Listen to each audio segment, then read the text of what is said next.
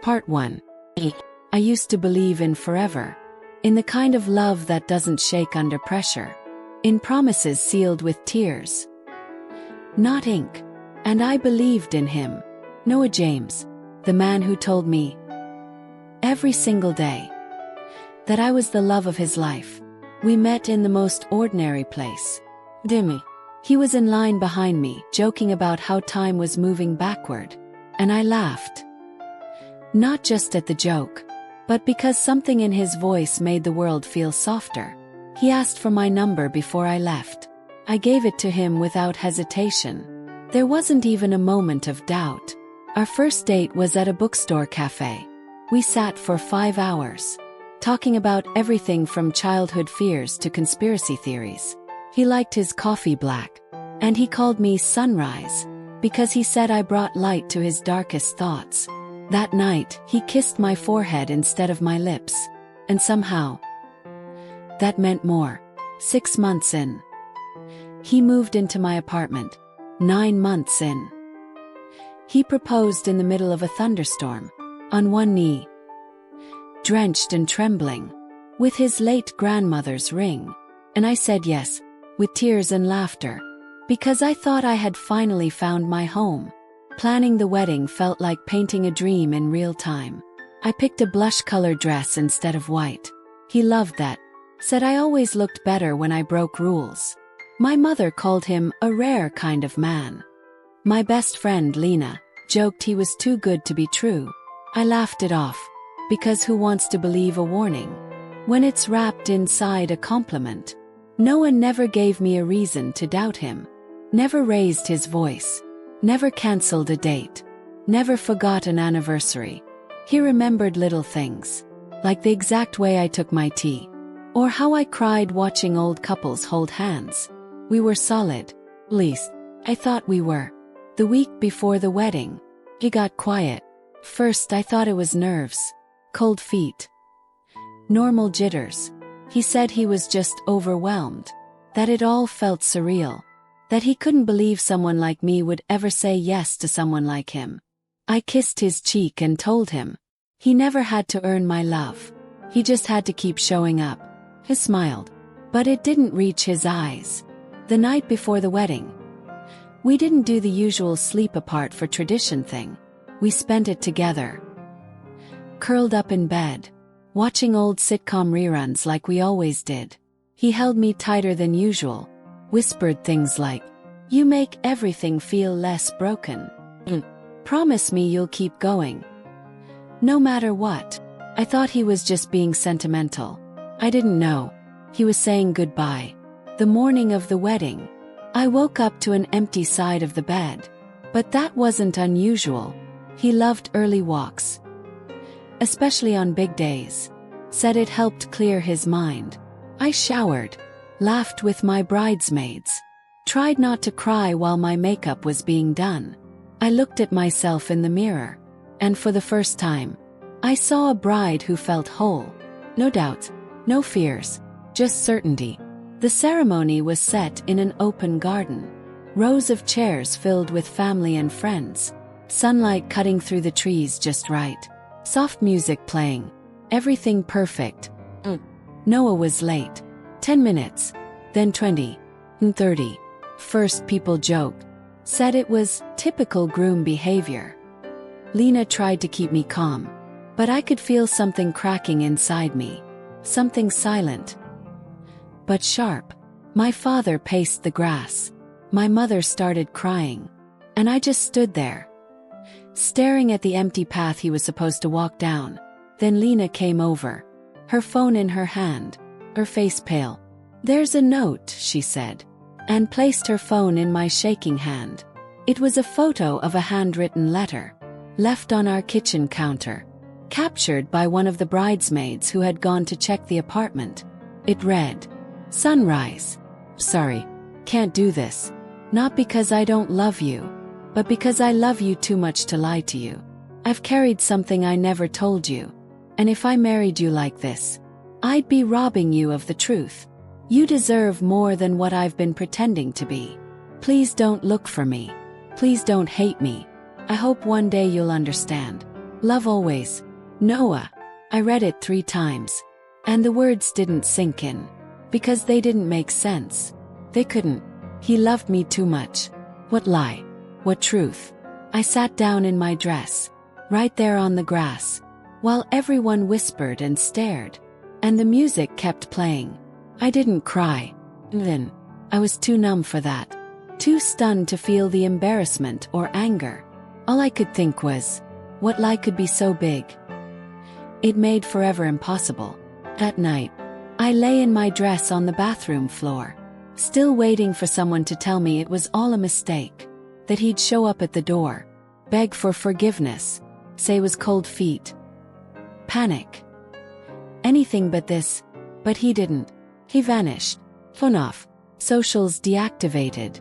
No friends knew where he was. It was like he never existed. Except for the photos, the letters, the promises still echoing in the corners of my apartment. I didn't sleep for 3 days. Didn't eat for 5. I just kept reading that note. Trying to pull the truth out of it. Trying to decode the parts he didn't say out loud. And then, on the 6th day, got a message. From an unknown number. It said, "You don't know me. But I think I know why Noah left you." What do you think Noah's secret was? Was it fear? Guilt? Or something far more dangerous? Tell me in the comments. Because in part 2, the truth begins to surface. And it's nothing she ever expected. Part 2. I stared at the message. My hands frozen mid-scroll. You don't know me. But I think I know why Noah left you. No name. No photo. Just those words. Sitting heavy on my phone screen. First, I thought it was a prank. Or someone trying to stir the wound that hadn't even scabbed over yet. But something in my gut whispered. This wasn't random. I typed back slowly. Who are you? No response. Minutes passed. Hours. I kept checking my phone like it was a lifeline. Until finally, just before midnight, another message arrived. Meet me. 9 a.m. Corner booth at Grayson's Diner. Come alone. Every instinct said don't go. But every ounce of me screamed you have to. Because if there was even the slightest chance that someone, anyone, could explain why Noah vanished, I had to know. I barely slept that night. My mind raced with possibilities. Was it an affair? Was he dying? Was he already married? Was he in trouble? I thought I knew everything about him. But clearly, I didn't know enough. At 8:55 a.m., I sat in the corner booth at Grayson's. Hands clenched around a lukewarm cup of tea. I scanning every person who walked through the door. Then she entered. In 30s. Long black coat. Hair tied in a tight bun. No makeup. No expression. She walked straight to me. Sat down without a word.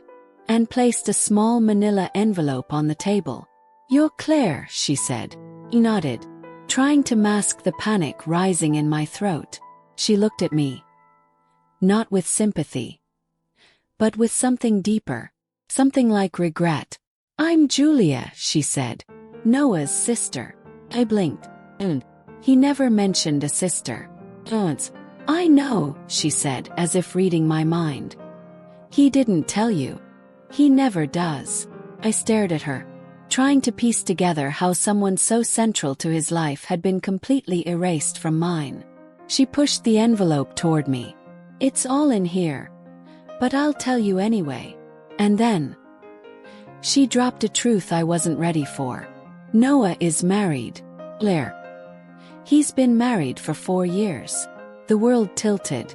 I gripped the edge of the table, shaking my head. No, that's not possible. We live together. He proposed. He lies, Julia interrupted. It's what he does. He builds these perfect little fantasy lives. And then burns them down when the guilt catches up. I felt sick, like I was floating outside my body, watching the scene unfold from somewhere else. Julia leaned in, her voice low. You're not the first. You won't be the last. She told me everything. That Noah's real name was Noah Whitmore, not James. That he had a wife named Isabel, who lived 3 states away. That he traveled often for work. But really, it was to escape his double life. He had done this before. To at least 2 other women. Built lives with them. Proposed. Promised forever. And then vanished. Just like he did with me. He always leaves before the truth catches up, Julia said. But this time, he left because he knew you were different. You weren't just a fling. You were real. I sat there, stunned. My entire relationship. Every laugh, every kiss, every night we held hands under the stars. Was a lie. But the pain, that was real. Julia slid a photo from the envelope. It was Noah. Standing next to a woman with auburn hair and sad eyes. His arm around her waist. A wedding ring on his finger. I looked at it for a long time. And suddenly, every time he hesitated when I asked about his past, every late-night walk that didn't make sense, every moment he pulled away when I got too close, it all made sense. Julia sighed. He's broken, Claire. Beyond repair. And he keeps breaking people to distract from fixing himself. Esther, why tell me now? Why not before the wedding? She hesitated and said, because I wasn't sure if you'd believe me. No one ever does. Until it's too late. I left the diner with the envelope pressed to my chest. Tears in my throat. Anger in my bones. 4 days. I couldn't look in the mirror. Because all I saw was a woman who didn't see it coming. And that shame, that blind trust, nearly crushed me. But then I opened the envelope again. Inside were letters. From other women. From Isabel. Even from Julia herself. Each one describing the same pattern. The charm. The love bombing. The withdrawal. The disappearance. Each letter ended the same way. You're not crazy. You're not alone. You are not what he made you feel. And that's when I realized. Noah may have walked out of my life. But I wasn't going to let him walk away from what he did. I decided to speak up. I started a blog. Wrote my story. Word for word. Told the truth Noah was too afraid to tell. It went viral in 3 days. Women messaged me from all over. Some knew him under different names. Others had been through eerily similar stories with different men. My inbox became a graveyard of broken promises. But also a place of power. Because we weren't just victims anymore. We were voices. Echoing louder than the silence he left behind. Then one day, I received an email. No subject line. Just one sentence. You weren't supposed to find out. It was from a blank address. Noah's style all over it. And it made me smile. Because I finally understood. He never expected me to stand up. To speak out. To rise from the ashes of what he left behind. But I did. I wasn't his sunrise anymore. I was my own. What would you do if the person you loved most was living a double life? Would you confront them? Expose them? Or walk away in silence? Tell me in the comments below. Because in part 3, the story takes a turn no one saw coming. Part 3. After that anonymous email. You weren't supposed to find out. Something shifted inside me. Fear used to rule me. But now, I was angry. And anger, when channeled right, becomes power. I wasn't going to let Noah disappear into the shadows again. Not without consequences. Not after what he did to me. And all the others. The blog exploded. Thousands of shares. Hundreds of messages. Some supportive. Some heartbreaking. And one that changed everything. It was from a woman named Camille. She wrote, Claire, I think I'm his wife. But I haven't seen him in months. I just found your blog. I think we need to talk. My heart stopped. It was her. Isabel. We set up a call for the next day. I couldn't sleep. What do you even say to the woman your fiancé forgot to divorce? When I answered, her voice was soft. Tired. Not angry. Just broken. she said. I didn't believe it. Until I read your words and saw the photos. I could hear her trying to stay composed. But there were pauses where I knew she was holding back tears. She told me everything. They met 6 years ago. Noah was charismatic. Thoughtful. He loved hard and fast. Like a wildfire. But even then, there were cracks. He disappeared for weeks at a time. Excuses about work trips and family emergencies. No proof. Just words. He never let her meet his family. Never posted photos of her online. Said he valued privacy. She suspected cheating, but could never catch him. Until one night, she saw a message flash on his lock screen. From a contact named Sunrise. That was me. She confronted him. He denied it. Gaslit her. Blamed her for snooping. They fought. And he vanished for 2 months. No contact. No trace. That was around the time he proposed to me. Sat there, listening to this woman pour her pain out through a screen. And for the first time, I realized we were both victims. 2 women, tied together by a man who didn't know how to love without destroying. She said quietly, I think we need to find him. Not for revenge, but for closure. I agreed. Not out of hatred, but out of something deeper. This is not just for me. Not just for Isabel. But for all the women he had left bleeding emotionally in his wake. So we started digging. I pulled every document I had. Old emails. Bank transactions. Travel receipts. She accessed his old phone records. Cross-checked addresses and usernames. Then, one night, she called me, voice trembling. I found something. A rental application. Filed under one of his aliases. For a small apartment in Vermont. It was recent. Only a few weeks old. We didn't tell anyone. Yet, we drove up there together. 2 women. Tied by pain. United by truth. The town was quiet. 1 main street. 1 coffee shop. Post office and a gas station. The building was old. Brick. Ivy growing along the sides. We stood at the door for a full minute. Breathing in. Trying not to collapse under the weight of it all. I knocked. Answer. Then Isabel reached into her pocket. And pulled out a key. She whispered. I still have access to his accounts. I pulled the spare key order. We stepped inside. And it felt like walking into someone else's skin. Same books he used to keep on my shelf. Same cologne on the dresser. Same brand of coffee in the cabinet. I felt sick. There were photos on the wall. But none of you. Only him. Smiling alone. Posing in random cities. A man who never wanted to be remembered through someone else's lens. I found it. A black notebook. Tucked beneath the mattress. He had written everything. His aliases. The women he'd dated. How long each relationship lasted. What names he used. Which lies worked best. We flipped through it. And my name was there. Blair. Sunrise. 1 year 7 months. Proposed. Left before wedding. Guilt equals unbearable. Truth equals unspoken. Unspoken. What truth? I turned the page.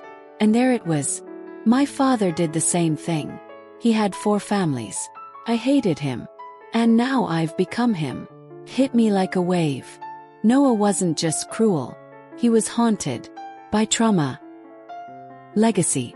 And a fear of becoming exactly who he swore he never would. That doesn't excuse it. But it explained it. We left the apartment in silence. Drove back without saying much. Closure isn't always loud. Sometimes it's the absence of noise that makes it real. Back home. Posted again. This time. Not just about what he did. But who he was.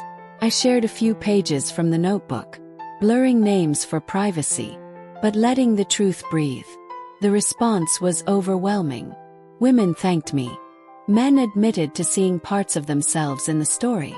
Therapists asked if they could use it as a case study on emotional manipulation. Then, got a letter. Not an email. Real letter. No return address. But I knew the handwriting. It read, Claire, I watched from the window. I saw you and Isabel. I knew you'd come. And you had every right. You were the only one I ever meant to stay for. But I didn't know how to stop running. Not from you. From me.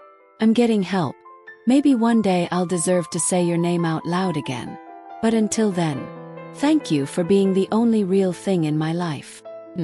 I didn't cry. I didn't smile. I just folded the letter and placed it in a box marked Truth I Survived. Because healing isn't about fixing broken people. It's about refusing to break yourself for them. Would you face the person who broke you? If it meant finally understanding why. Or is silence sometimes the only answer left? Tell me in the comments. Because in part 4, Claire must decide. Forgiveness. Or finality. Part 4. I kept Noah's letter locked in a drawer for days. Not because I couldn't read it again, but because I didn't want to feel anything anymore. Not the pain. Not the betrayal. Not even the closure I thought I wanted. People talk about healing like it's a straight road. A clean, upward path to peace. But it's not. Jagged. It's quiet. It's a war between who you were before and who you're trying to become. And some days, the old version of me still missed him. Not the liar. Not the manipulator. But the man who brushed my hair behind my ear when I couldn't sleep. The man who called me Sunrise like it was my name. I hated that part. The part where the memories still felt warm. Even after I knew the truth. But something in that letter kept pulling at me. I'm getting help. Maybe one day I'll deserve to say your name out loud again. Did he mean it? Was it real? Or just another chapter in his fiction? A final attempt to control the narrative. Then one morning, I got an email from Julia. Noah's sister, she said. He's checked into a rehabilitation center. For trauma therapy. Intensive. Voluntary. I didn't know how to feel. So I didn't feel anything. I just stared at the screen. And then came the question I never expected. He asked if you'd be willing to meet him. Once. Just to say what you need to say. To let you choose how it ends. I read that line over and over. To let you choose how it ends. I thought about it for hours and days. And finally, said yes. Not because I owed him anything. But because I owed myself something. A moment of truth. Full circle. A goodbye I could control. The facility was quiet. Tucked into the hills of Oregon. A place where silence held space for stories too loud to speak elsewhere. They led me into a small room with 2 chairs. Clock ticking softly above the door. And a box of tissues on a table I swore I wouldn't touch. Then the door opened. And he walked in. Noah. But not the Noah I remembered. His eyes were tired. His body thinner. His shoulders slouched in a way that made him look human. Not mythical. He didn't try to hug me. Didn't reach for my hand. He just sat down. And looked at me like he was seeing a ghost. We sat in silence for nearly a minute. Until I said, "Why me?" His voice cracked. And he whispered, "Because you saw me." And didn't run. I wanted to scream. To tell him I should have run. That I should have seen the signs. That I should have protected myself. But I didn't. I just said, "You ruined me, Noah." He nodded, eyes wet. "I know. You took my heart. My plans. My trust. And you crushed it. I know. I waited for you. That altar. In that dress. Believing you'd show up. I know." The way he kept repeating it. Not with defensiveness. But with shame. It didn't undo anything. But it was the first time I saw him take responsibility. Without hiding behind charm. Or deflection. Or mystery. I asked him the question that had haunted me since I read his notebook. "Were you ever planning to stay?" He looked down.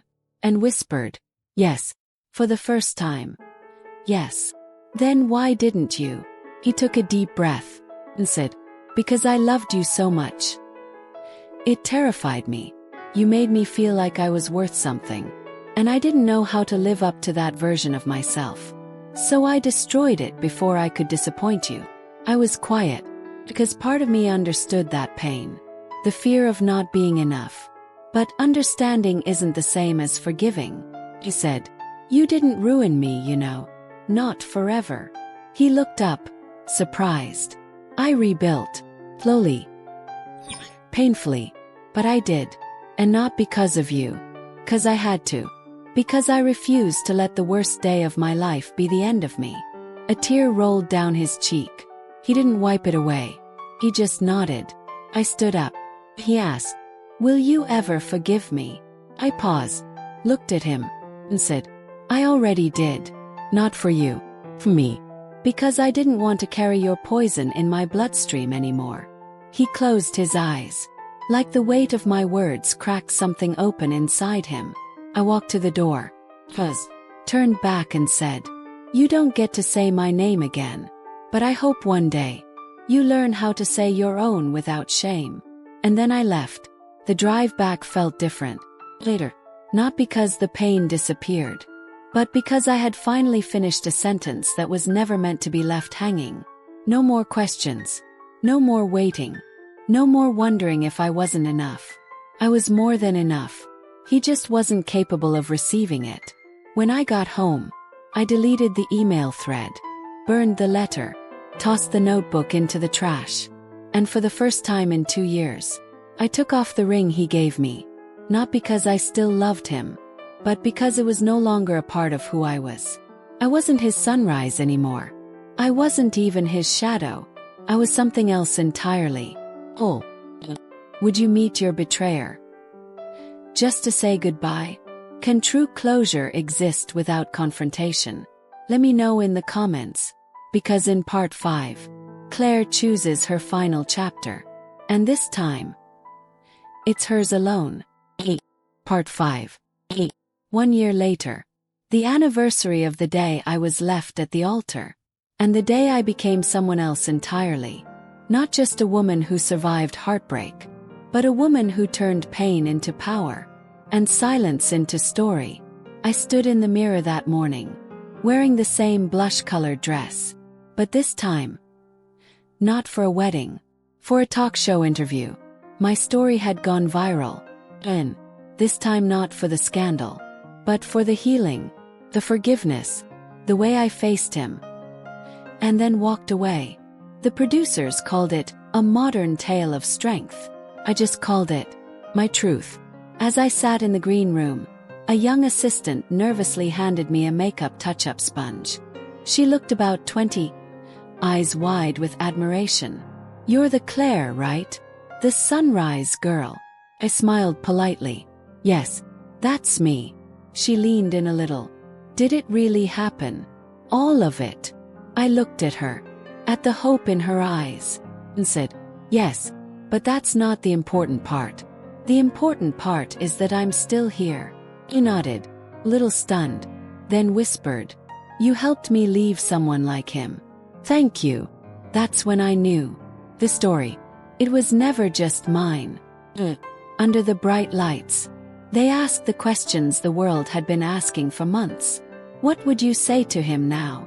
Do you still think about the altar? Have you moved on? I answered with calm, because the storm had passed long ago. I would say, thank you, not because I needed the pain, but because I needed to know my own strength. Yes, I moved on the moment I stopped trying to make sense of someone else's chaos. That line ended up everywhere. In headlines, even on t-shirts. But for me, it was just the truth. I started a podcast later that month. Left at the altar. Found in myself. Women called in from all over the world. Some abandoned. Some betrayed. Some just trying to reclaim the pieces someone else tried to take. And every time I heard a voice tremble on the other end of the line, I reminded them, you are not your heartbreak. You are your healing. Then one day, while organizing some old boxes, I found something I didn't expect. Flash drive. Small. Silver. No label. Curious. I plugged it into my laptop. Inside, only one video file, titled, Sunrise. If you're watching this. My breath caught. I hovered over the play button. And clicked. Noah appeared on screen. Thinner. Beard unkempt. Eyes glassy. He sat in what looked like a therapy room. No music. No filters. Just truth. Raw and bare. He spoke slowly, staring into the camera like it hurt. Claire, if you're watching this, it means I've finished the program. And I'm ready to say everything I should have said before.